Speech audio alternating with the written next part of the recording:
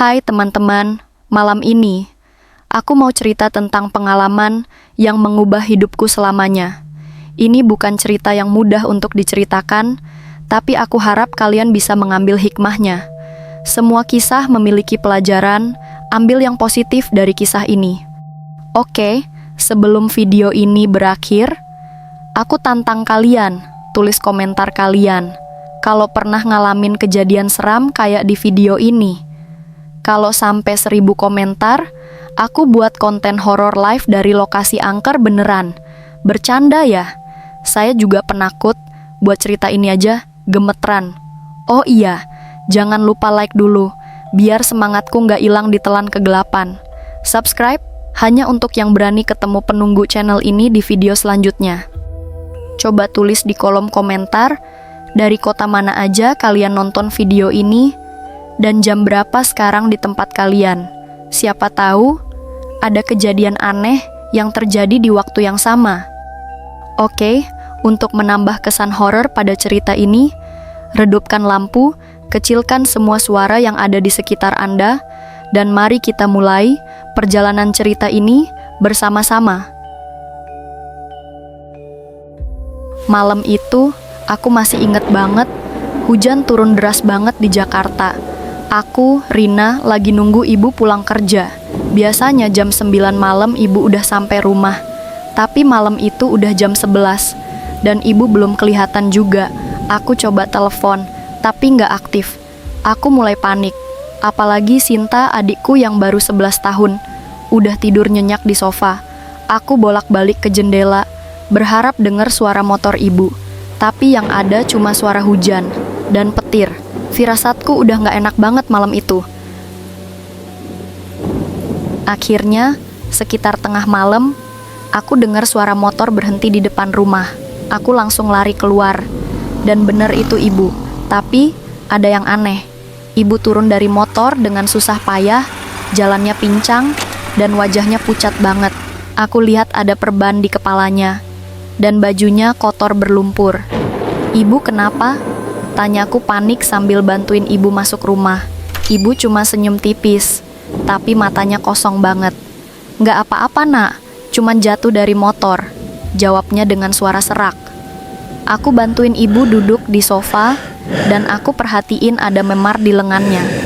Aku tanya lagi, ibu yakin nggak apa-apa? Kita ke dokter ya? Ibu cuma geleng-geleng kepala.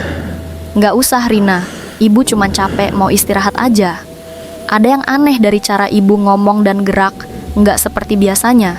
Tapi aku coba positive thinking, mungkin ibu cuma shock karena jatuh dari motor. Hari-hari setelah itu, ibu berubah drastis. Biasanya ibu itu orangnya ceria, suka ngobrol dan bercanda sama aku dan Sinta. Tapi setelah kejadian malam itu, ibu jadi pendiam banget. Kalau aku tanya sesuatu, jawabannya singkat, kadang cuma angguk atau geleng. Aku perhatiin. Ibu sering duduk di ruang tamu sendirian, matanya kosong, kayak lagi mikirin sesuatu yang berat. Sinta juga mulai ngerasa aneh. Dia bilang, "Kak, ibu kok kayak nggak kenal Sinta ya?" Aku cuma bisa bilang, "Ibu lagi capek, mungkin masih trauma." Tapi dalam hati, aku juga takut. Kadang, aku lihat ibu berdiri di depan jendela malam-malam, cuma diam, nggak ngapa-ngapain. Pernah juga aku dengar ibu ngomong sendiri pelan-pelan, tapi aku nggak ngerti apa yang dia ucapin. Rumah yang biasanya hangat, sekarang rasanya dingin dan asing. Aku mulai rindu sama ibu yang dulu. Suatu pagi aku kebangun karena bau aneh dari dapur. Baunya sangat menyengat, tidak seperti masakan biasa. Aku keluar kamar dan melihat ibu sedang memasak. Aku terkejut melihat apa yang ada di wajan. Ada sesuatu yang tidak biasa, seperti campuran bahan yang seharusnya tidak ada di sana. Ibu memakannya dengan lahap seolah tidak ada masalah. "Ibu, itu apa?" tanyaku dengan suara gemetar. Ibu menoleh, tersenyum dengan cara yang membuatku tidak nyaman. "Ini enak Rina, kamu mau coba?" Aku langsung menggeleng dan berlari ke kamar mandi merasa tidak enak. Sejak hari itu aku jadi takut pada ibu. Aku tidak mengerti mengapa dia berubah. Aku mencoba bercerita pada Sinta, tapi dia malah sangat ketakutan.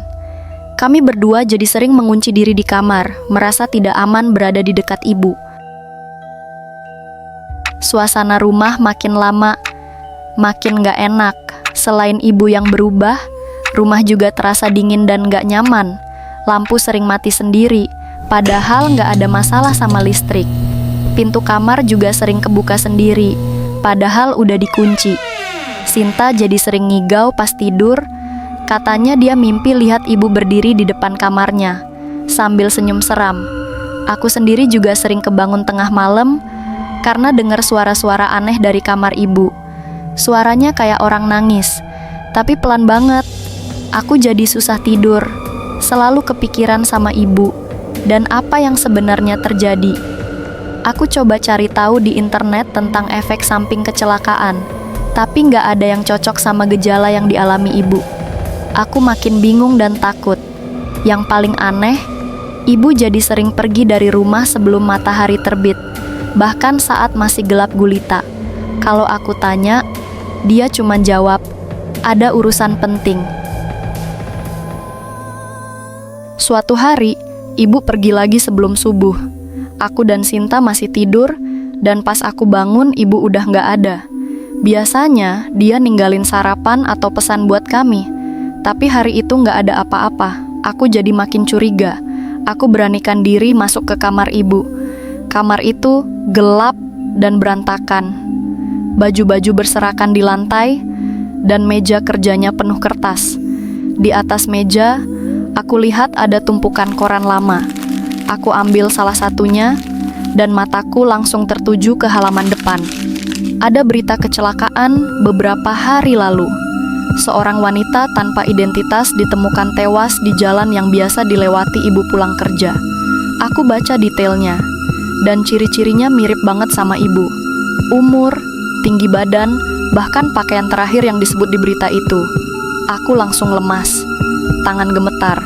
Aku nggak berani cerita ke Sinta dulu. Takut dia makin ketakutan. Tapi dalam hati, aku mulai curiga. Jangan-jangan selama ini yang tinggal sama kami bukan ibu yang sebenarnya. Sepanjang hari itu, aku nggak bisa tenang. Aku bolak-balik baca berita di koran itu, berharap ada detail yang salah, tapi semuanya makin bikin aku yakin.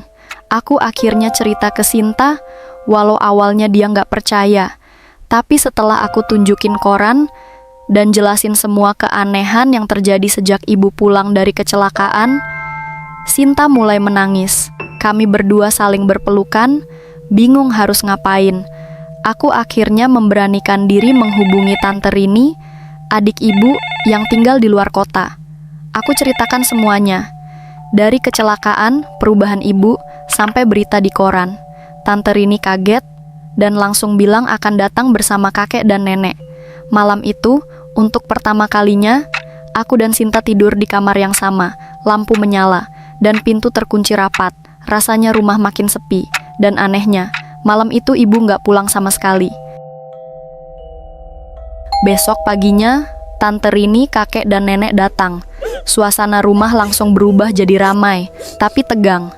Aku dan Sinta menceritakan semuanya lagi, dan kakek langsung menghubungi polisi untuk mencari tahu tentang kecelakaan itu. Tante Rini dan nenek menenangkan Sinta yang masih terus menangis. Setelah dapat informasi dari polisi, kakek dan Tante Rini pergi ke rumah sakit tempat jenazah korban kecelakaan dibawa. Aku dan nenek menunggu di rumah sambil terus berdoa.